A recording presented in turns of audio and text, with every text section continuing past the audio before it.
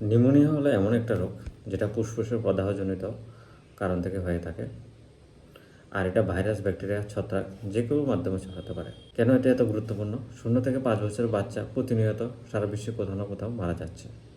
কী করে বুঝবেন আপনার বাচ্চা নিউমোনিয়া হচ্ছে কিনা? যদি আপনার বাচ্চাটির বয়স 0 থেকে 1 মাসের মধ্যে হয়, তাহলে শ্বাস-প্রশ্বাসের হার যদি মিনিটে 60 বারের বেশি হয়, অথবা বাচ্চার বয়স 1 মাস থেকে 12 মাসের মধ্যে হয় আর শ্বাস-প্রশ্বাসের হার যদি মিনিটে 50 বারের বেশি হয়, অথবা বাচ্চার বয়স 1 বছর থেকে 5 বছরের মধ্যে হয়ে থাকে আর শ্বাস-প্রশ্বাসের হার মিনিটে 40 বারের বেশি হয়, তাহলে আপনি মনে করতে পারেন আপনার বাচ্চার নিউমোনিয়া হতে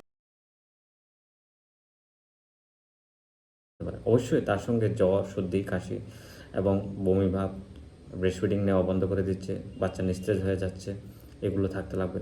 যখন জোরে জোরে শ্বাস নেবে, গলাতে একটা আওয়াজ হবে, বুকে খাঁজ পড়ে থাকবে বা গর্তের মতো হয়ে যাবে, এগুলো থাকলে সেটা হচ্ছে নিউমোনিয়া।